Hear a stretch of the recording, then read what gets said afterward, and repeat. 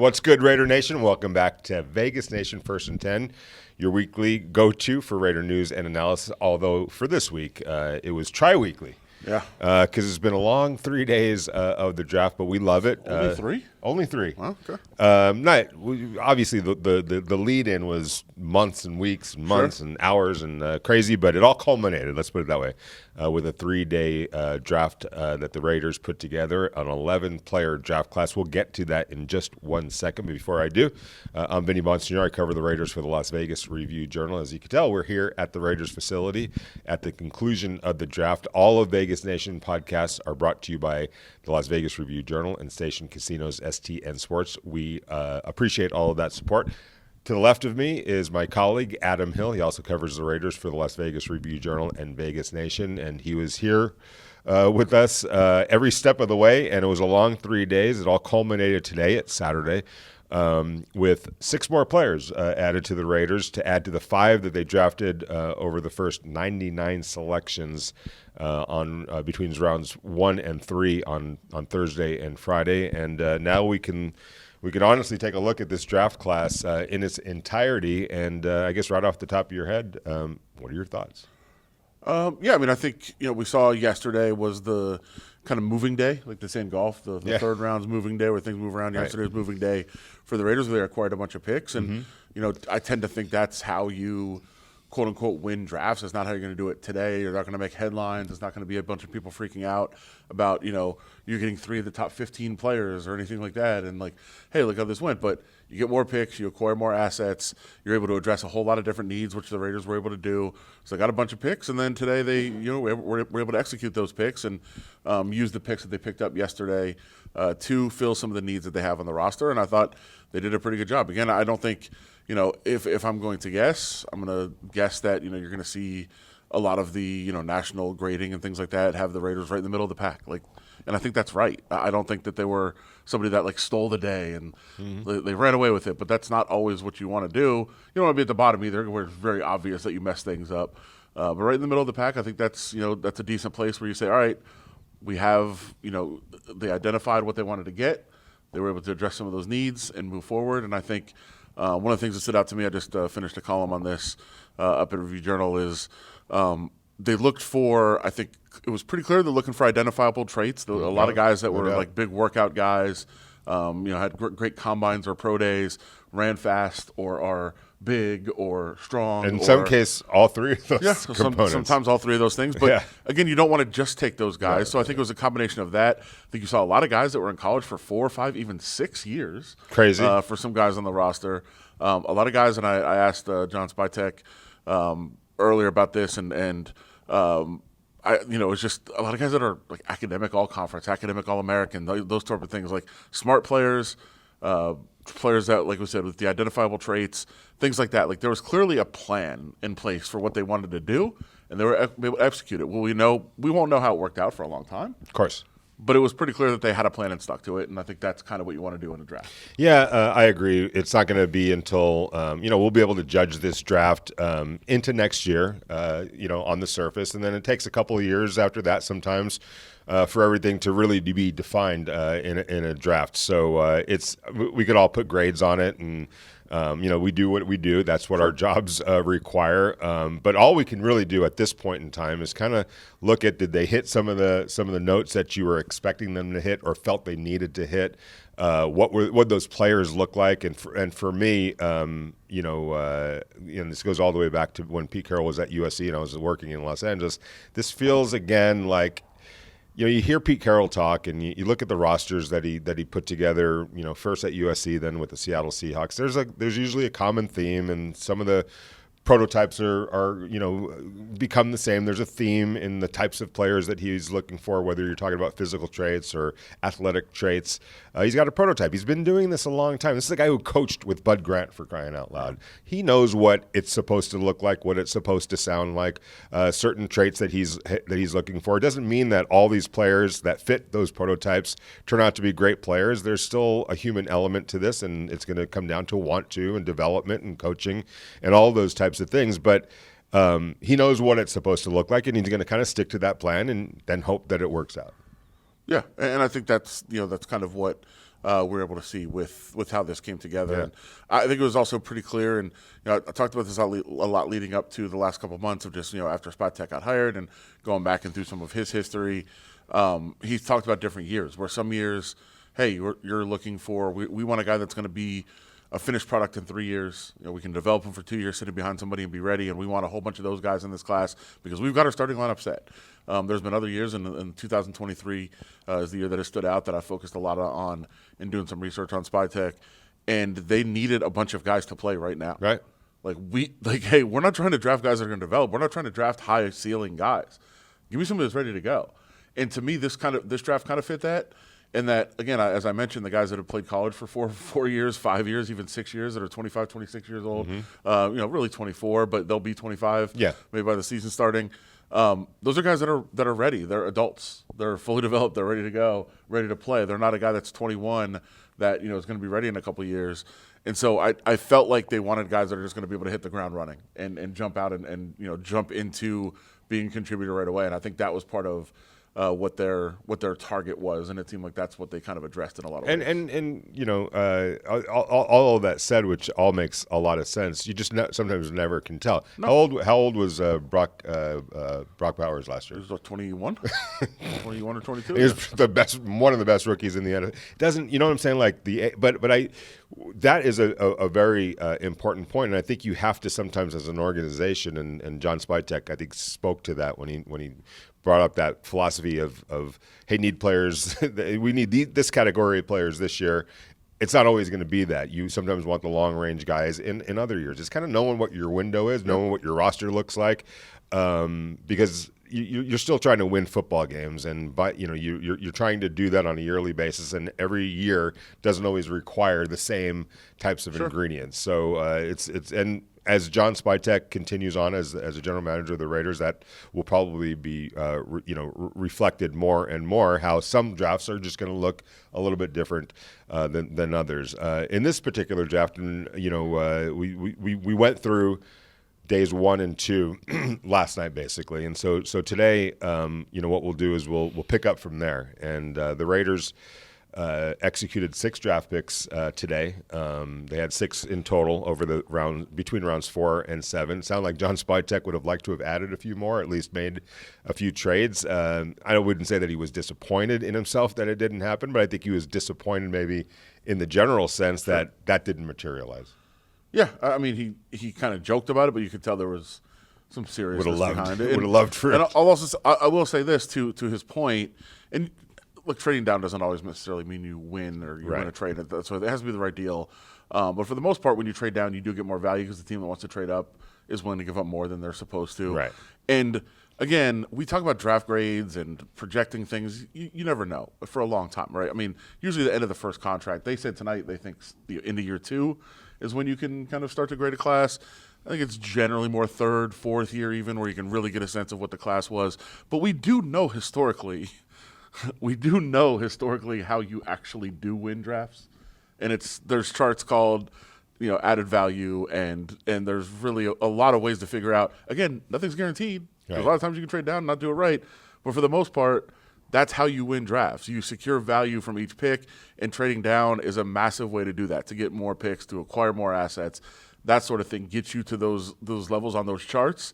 And I know people hate looking at football and economics and charts, but when you get to those levels, it really tends to be more successful in the long run. And I think John Spytek knows that. And I think that's part of what he wanted to do. And he did it on day 2, and he wasn't able to do it day 3. But sometimes you just make the pick. Sometimes the value is actually making the pick instead of trading down. Yeah, right, exactly. Because even if you want to trade down, I think what you're the point you're trying to make and actually made was it's not always going to work out because you're not always going to find a trade partner. Well, because when we say trading down, it's not just first of all, you can't just trade down on your own. But second of all, nobody is suggesting that you just trade. If you're trading, if you have the 8th pick and somebody's at 10 and they're like, all right, I'll give you a 2027 7th round pick to move up from 10 to 8. I want to trade down because trading down is the right thing to do. It has to make sense. It has to make sense. It has to be the right thing. And generally, when you trade down, you get a lot more value because the team trading up is the one that's trying to be aggressive and really wants something. And so you get them to pay you too much and overpay. That's why there's value in trading down. It's not necessarily just trading down by concept. Like, right. you could just move back. In that case, you would just say, I'll move from 8 to 10 and I'm not getting anything for it. And now I'm trading down. That's silly. Yeah, and I think it was John Spytek who said the key word. What you're preying on is the desperation of another team, trying to be desperate to come up, and that's not always a bad thing. Sometimes it's time to go for it. We need that, and we're going to give something extra. Right, but that's why for the most part trading down gives you more value in a draft. For sure. And so I think when John Spytek said today he was hoping to trade down more, he could have if he didn't want to get value for it. But what he's hoping for is that somebody was going to overpay for some spots, right, and really try to move up and be aggressive, and they were going to be able to take advantage. They weren't, so they stayed on the clock and they made a bunch of picks. But luckily for them, they had already acquired a bunch of extra picks, so they didn't really have to move down to get those picks today. So they went ahead and made all of them today. Yeah, exactly. So they started the day at pick 108, round number 4, by picking Dante Thornton Jr., a wide receiver from Tennessee by way of, I think, Maryland, and or growing up in Maryland, then went to highly regarded high school recruit that ended up at Oregon, played a couple years at Oregon, then transfers over to Tennessee. The numbers. Remember when we said they were looking for elite traits? Yes. Well, this guy, elite traits. He definitely embodies that. This is a 6 foot, close to 6 foot. We're going to call him 6'5". Long arms, ran a blistering 4.3, low 4.3, 40 at the scouting combine. And if you didn't know, that's pretty darn fast, especially for somebody that's 6'5". Now there are some things that need to get worked on. He runs like 2 routes. Yeah, and that's not necessarily his fault. Tennessee's offense sometimes rolls like that, but look, that's what coaching is about, and that's where want to comes into play. And it sounded like talking to him that he understands that. He talked about his short and intermediate, medium range route running and play, and that needs to improve. And he's looking forward to showing people that he can do that if he can. You're not going to just have a one-trick pony. I think he's probably pretty darn good if there's a specific way that you want to use him, and you could probably get something out of him early. But long range, you're going to want to develop him into a well-rounded wide receiver. And if he wants to, and the coaching is good, and all that comes together, you throw that into alongside these physical, freakish physical traits that he has, and all of a sudden the Raiders might have something to work with him. And I think right now what you're talking about with traits is you get somebody that can do something elite and then figure out what to do with them going forward. Right. Whether that's, hey, we can teach him these other things, or it's, well, this is what he is, how can we take advantage of that? That's what Pete Carroll will do, and try to, and Chip Kelly, and they'll try to figure that out and say, well, we've got a guy that can just run really fast and catch the ball deep. Okay, well, that's what we're going to do. Right. Last year led the nation in yards per catches, but didn't have a whole lot of catches. Right. It was just everything was deep down the field. So if that's what he is, they'll figure out how to do that. Right, exactly. And then they doubled up on their next 2 picks. The first at pick 135 in round 4. Followed by round 5 at number 180, I think it is. So the first pick was defensive tackle, South Carolina, Tonka Hemingway. I love that name, Tonka Hemingway. And then in round 6, J.J. Pegas? What are we?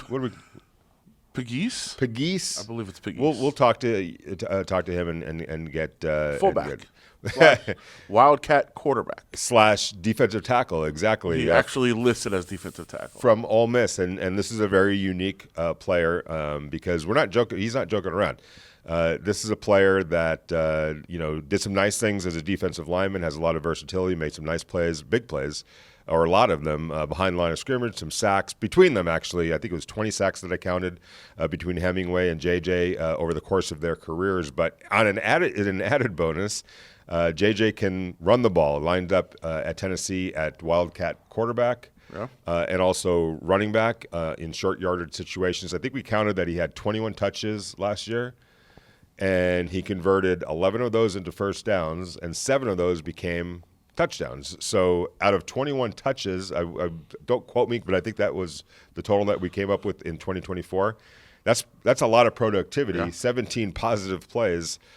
Broke a bunch of tackles as well. So, very unique player that I think the Raiders are absolutely going to use in that role. Why not? Until other NFL teams can prove that they could stop him in those situations. 310 pounds taking snaps in the backfield, and right. That was a result of coming back to Ole Miss, where he had Lane Kiffin as a coach who had recruited him at Alabama as a tight end, and Kiffin said, "Wait, didn't I recruit you as a tight end?"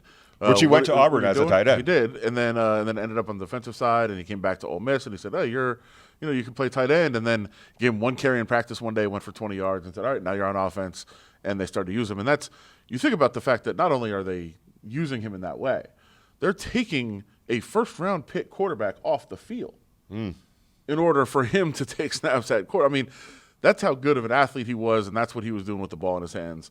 So again, good defensive player. I think a lot of the critiques were that there was plays that he maybe didn't look like he was all that impactful on the defensive side, but he did make a lot of positive plays defensively. And then you say, all right, if there's a guy with this kind of athleticism, there's things we can figure out how to do with him on the field.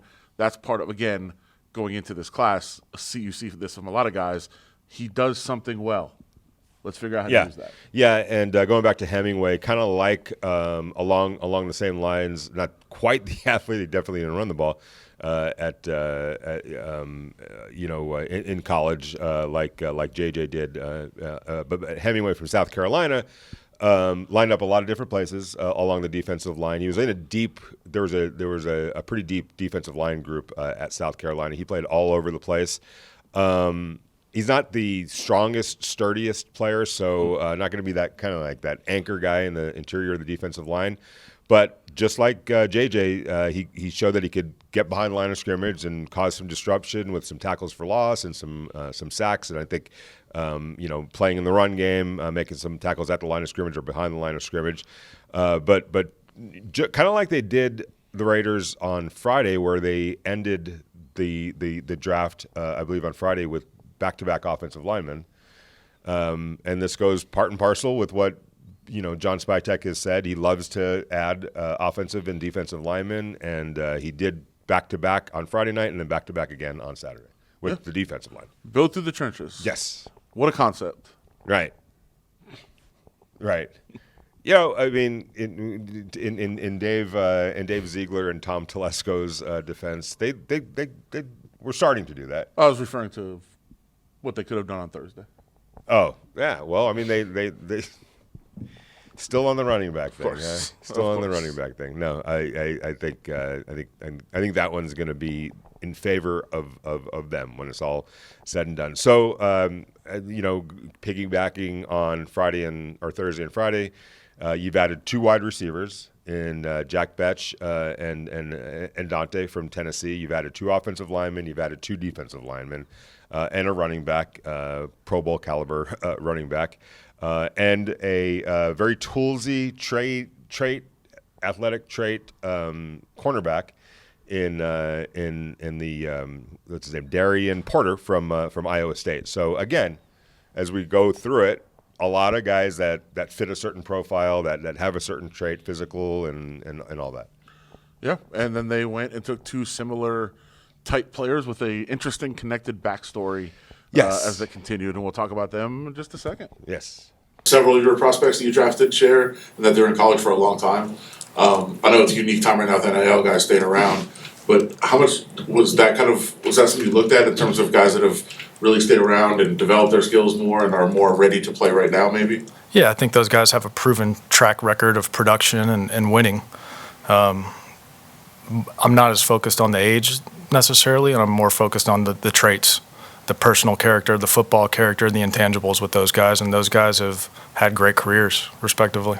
With this current group, how have you kind of seen the collaboration kind of between the scouting side and the coaching staff play out so far? Yeah, it's been great. Like I kind of started with, Pete's got this very clear vision for the type of guys he wants and the type of team we want to be, and I don't want to speak for Spy, but like their relationship's awesome.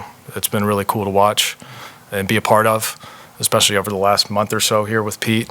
I think we know exactly what we're looking for, and in turns us in the right path, and we press the gas and kind of look for those guys and prioritize that in our process. And that's the voice of Raiders college scouting director, Brandon Jurgen, who, and I thought this was a nice touch. John Spytek, the Raiders' new general manager, it's typical for the general manager post-draft to come out and talk to us and kind of round up the draft, right? And today he had a colleague with him, and it was Brandon Jurgen, the Raiders' third-year college scouting director. And John Spytek felt it was appropriate to acknowledge the work that Brandon put in. And got to understand, Brandon's been working on the Raiders draft for a year now, over a year, starting with, if he's been with two other regimes. He was here with the Josh McDaniels, Dave Ziegler regime.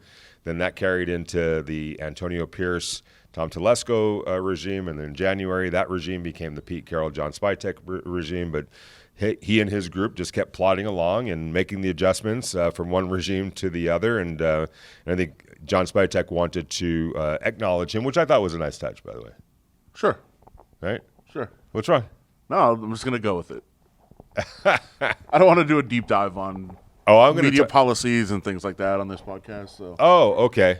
Oh, I got you. But then he also touched on, he named everybody by name. I get what you're saying. But he also and John Spytek, a former scout himself, I think understands the importance. I thought media thing aside, I thought it was genuine.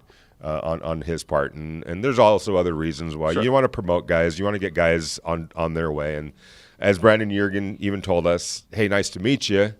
Usually I'm locked in a bathroom or somewhere, some cubbyhole office, and I don't get a chance to come out and talk to you guys. So this is a guy that I've known him, but kind of name only. He's a name in the media guy, but he actually does a pretty important job.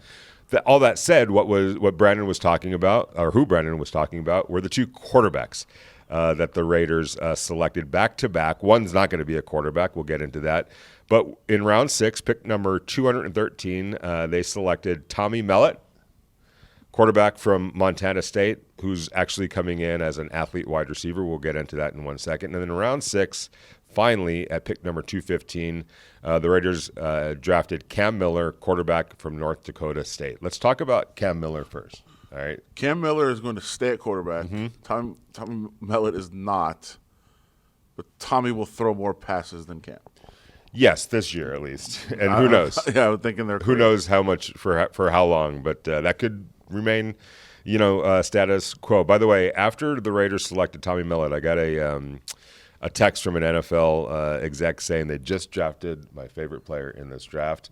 It wasn't, when people talk about favorites, sometimes you just get you have your favorites. Yeah, I know. It might not be the best player. Yeah, somebody else, Daniel Jeremiah, said he was before the draft, he said he's the president of the Tommy Mellott fan club. Okay, there you go. This was the name that was thrown at to me. It was they drafted my favorite player in this draft. He's Julian Edelman. Now we'll see if that comes to fruition, but he has a story very much like Julian Edelman. Yeah, quarterback who's just a freakish athlete who was not going to be able to play quarterback at the next level. And so at his pro day, he took reps at both quarterback and receiver, ran the 40, did all the other reps, and team said, oh, he's got enough ability to eventually make the move to receiver if he can learn the position. Let's give him a try because he's probably also going to be a punt returner, probably going to be a lot of gadget plays. I'm sure they'll do reverses where they can, do toss sweeps and then have him stop and throw the ball, or even just line him up at Wildcat, see what he can do out there. So I think they'll probably try to use him in a variety of different ways. Just get him on the field, basically just test it off the charts again, traits. Test it off the charts, and they said there's just something we can do with him. And a lot of teams started to believe that maybe he's worth taking, and the Raiders are the ones that jump on that opportunity to do so. So we'll see how that works out. And then on the other one. Cam Miller's going to stay at quarterback. Not a special athlete, not a special thrower. The arm's not great. He's just a winner.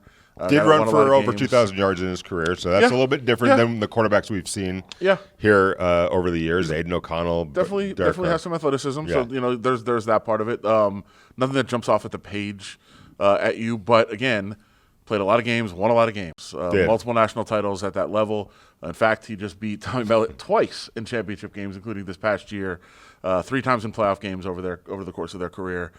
So a nice little rivalry between them, and now they join each other here with the Raiders, just a couple of picks apart.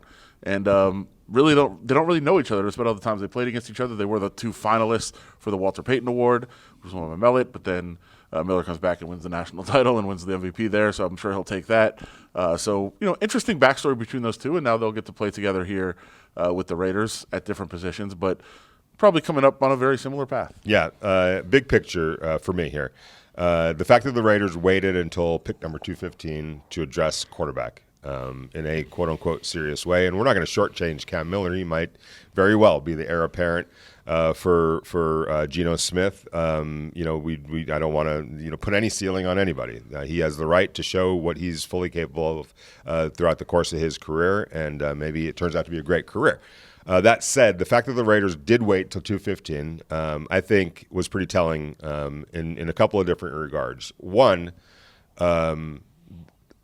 trading for Geno Smith, giving him the 3-year contract, I think creates a comfort level zone right now that they don't have to rush at quarterback at the moment. Obviously, they are cognizant of the fact that at 35 years old, there's an expiration date on Geno Smith, and eventually they're going to have to replace him, and I'm sure they would love to do that, or at least put the heir apparent in place as quickly as possible. Here's my thing about that. I think going all the way back to when they traded for Geno Smith, or actually when they initially tried to trade for Matthew Stafford from the Los Angeles Rams, a couple of things were really apparent. A, they did not like the free agency quarterback class. B, they did not like the draft quarterback class. Now, did they like Cam Ward? I don't know. I'm not in their head. I don't know. But that was pretty obvious that Tennessee was sticking and picking there. I don't think there was an offer that was going to come in for Tennessee to come off of that pick. And who knows? Maybe the Raiders loved him. Maybe they didn't. It's a moot point. Beyond Cam Ward, the Shedeur Sanders, the Quinn Ewers, the Jackson Darts, all the quarterbacks, the Will Howards, the Riley Leonards, whatever. None of those stirred the Raiders' pot, and I think they looked at that draft class right before they knew what was there for at quarterback in this draft, and they just said no, thank you. We're gonna trade for Geno Smith.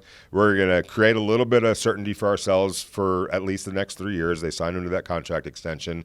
They'll revisit quarterback at some point, but his presence here is pretty telling on what was available in free agency and this draft.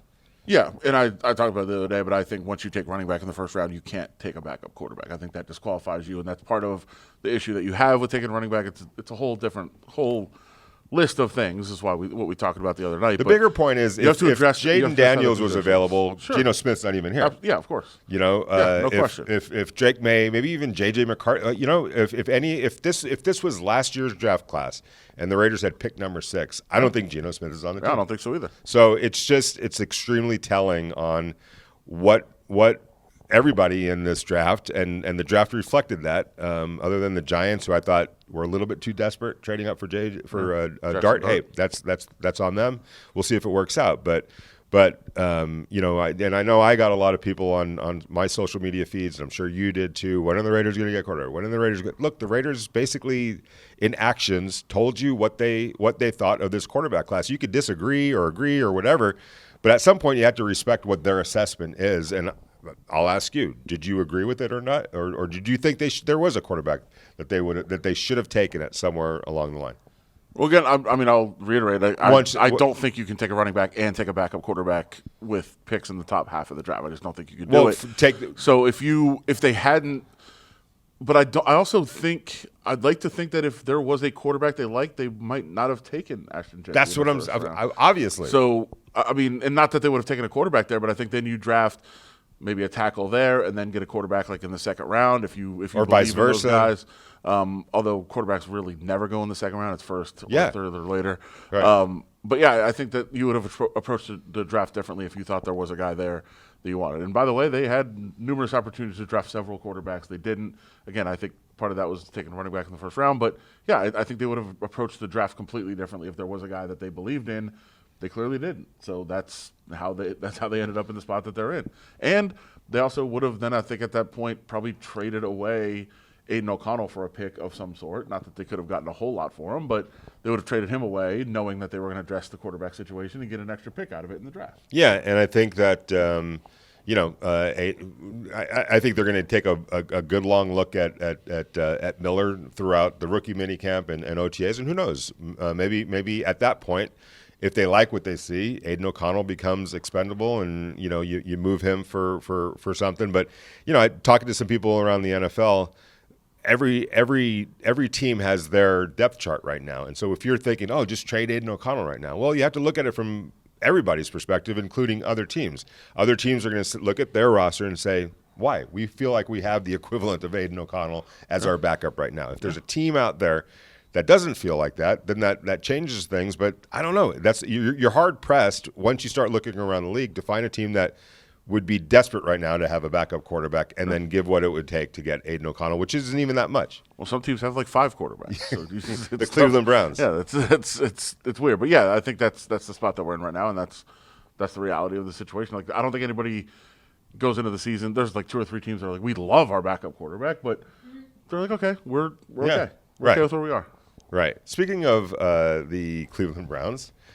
They did some interesting things this week or this weekend.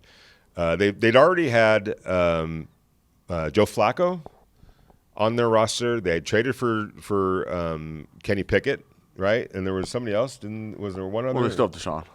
They have Deshaun Watkins, who's hurt, so kind of out of the equation right now. But then they drafted. They had all sorts of chances to draft Shedeur Sanders. They didn't. Until they did, but we'll get to that in one second. In between not doing it and then doing it on Shedeur Sanders, they drafted Dylan Gabriel from Oregon ahead of Shedeur Sanders. And okay, that's closed off to Shedeur Sanders. No. Later on in the draft, they end up drafting Shedeur Sanders. Trading up to over the Philadelphia Eagles, who reportedly had some interest in adding Shedeur Sanders. Anyway, long story short, now they've got Joe Flacco, Kenny Pickett, Dylan Gabriel, and Cam Ward. Somebody texted me literally right after that pick, and they're like, he's the best Shedeur Sanders is the best quarterback on their roster right now. That could be debatable if you want, but of all the landing spots, soft landing spots, after the misery that Shedeur Sanders endured, sliding and sliding and sliding, what better place for him to go to right now than Cleveland that has no established quarterback, and he'll have every chance to win that job just as Dylan Gabriel, Joe Flacco, and Kenny Pickett will. He's not going to sign, though, right? Oh, come on. Well, I mean, his dad tweeted he would never let his son play for Cleveland. I mean, I remember Kobe Bryant looking at me in the face saying, "I'm never going to play again for the Lakers." Come on, there's leverage. There's all sorts of things that you do. Everybody, it's sports. You said it. I can't. I mean, I've heard Deion say time and time again, he's a man of his word. He never goes back on anything. You're too literal. He tweeted he's never going to let his son play there, so Deion will not playing be there. He's playing there. Shedeur will not be there. So among the how other many years guys, did Kobe play with the Lakers after he came out and said for a whole summer? Who's ever said Kobe's a man of his word? What's that? Who's ever said Kobe's a man of his word? Deion has said he's a man of his word. Obviously, Shedeur will sign Miles Garrett said he wouldn't sign a good guy. Without a new deal. He got a new deal. He got a new deal. Yeah. It happens. Sure. It happens. So he'll be there. Yeah, I mean. And I think he has a chance, actually, to win the job. I mean, he's going to have as good a chance as anybody. Not to say that he will, but I'm saying, like, of all the teams that he could have ended up with after all of that, that's probably the best situation. It's even a better situation than here because he would have for sure sat behind Geno Smith. At least he's going to have a legitimate chance. Yeah. There's a chance. I mean, if you have 5 quarterbacks, you have none. I think that's the old saying, right, that a lot of people have talked about. They don't really have a set quarterback right now, so they'll have to figure that out. We'll see what happens with the Browns quarterback situation, I'm sure. What it was is the draft moves really fast. Last night, they're like, we definitely don't want Shedeur. Let's take Dylan Gabriel. And there were some conversations overnight and said, you know what? Why not? Trade up, get him. And by the way, because the Eagles are so good at the draft, when everybody knew that the Eagles wanted to take him, the Browns were like, no. Yeah. We know that they know what they're doing. We're not going to let them get him. We're going to take him. So you take a quarterback and then trade up and then take another quarterback. At least if there's a position you're going to double up on, quarterback is the one to do it. They're going to hope one develops, and now they can have an open quarterback competition in rookie minicamp, which is pretty awesome. By the way, when you say you have 3 quarterbacks, you have none, I'm going to throw 3 names at you. Phillip Rivers, Drew Brees, and Doug Flutie. Well, that's Chargers. Two. That's two. Doug Flutie ended up being Doug Flutie was ahead of his time. I'm just saying that right now. If if he was playing, if he was in the NFL today, he'd have gotten a more of a legitimate chance. He went up to Canada, won a bunch of championships, and set a bunch of records. And actually, when he did play in the NFL, he played pretty well. Should have started that Buffalo Bills playoff game. He got royally screwed. This might be the most preposterous statement that's ever made on this podcast that Vinny just made. Doug Flutie we'll get into that another time. As somebody who was Phillip Rivers and Doug at the time an obsessed Bills fan, and know that Doug Flutie's limitations never had anything to do with anything on the field. We'll just leave it at that, and we can move on because we don't need to debate. We don't need to debate the character of certain players from 15 years ago on this podcast. I think it was longer. Sure, but we don't need to do that on a Raiders podcast right now. But man, we could do like a special, like a okay. put it somewhere else on YouTube. Maybe my that. most passionate subject of any subject, more so than value in running backs. That season of Buffalo Bills football. Maybe we could do an entire podcast on. I'm holding you to that. Sure, I'd love to, Adam. We might actually be able to get Rob on too. Oh, okay. Hey, let's do. Okay. Yeah. All right, Southern California legend. He and his father was a great football coach there. Well, those are crazy times. But I digress. Last pick for the Raiders, pick number 222 in round 7. Cody Lindenberg, linebacker from Minnesota. He'll have a chance to come in here and compete with what's a in numbers at least stacked linebacker room, but in terms of actual, talent and like certainty and all that. You got Landon Roberts, you got Devin White. Those are the 2 starters going into next year. But behind that, it's just a lot of youth and inexperience. I think Cody Lindenberg, he's one of those really, really good college players. Great leader, unbelievable character, all of those things, everything you want out of a player. Didn't really think he projected as an NFL type guy, but landed in the right spot. I think as you were kind of referencing there, like there is a path for him to be able to be a contributor, and he's the kind of guy you would put on the field and be like, hey, we trust you. You're going to do the right thing. Right. So you might not get there. You might not have the ability to get to a place you're supposed to be, but you know where you're supposed to be at all times. Coaches like that. I think that could be his path to potentially play. The proverbial green dot guy. Yeah. So we'll see how that all turns out. And John Svitek mentioned, put a number on it, 15 undrafted free agents to come down the pike at some point. There's already names that are being out there. I think Jod Joyner, defensive end from Minnesota, who I was frankly impressed with at the Senior Bowl. Somebody that's going to come on to come here and compete for a spot as an edge rusher. You can never have too many of those. So we'll see, what he's all about. But I'm not going to ask you to put a grade on this draft. I think it's kind of silly. We did do individual grades on every single draft pick. Which is check cool. it out in the paper. That's fine. I'm looking forward to that. My story is going to be posted. It'll be posted. Just go to vegasnation.com, whether you want to read my stories or Adam's stories or any of the stories that we do on the Raiders and everything else.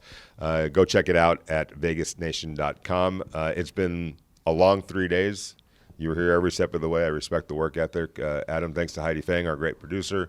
I want to say thanks to all of our listeners, all of our subscribers. We appreciate you. You're why we do this. We want to say thanks to the Las Vegas Review-Journal and also Station Casinos STN Sports. Thank you for your support. We'll be back at it next week talking about whatever is going to happen between now and next week.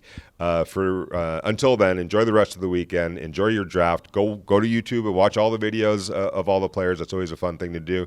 Rest up, and we'll talk to you guys next week.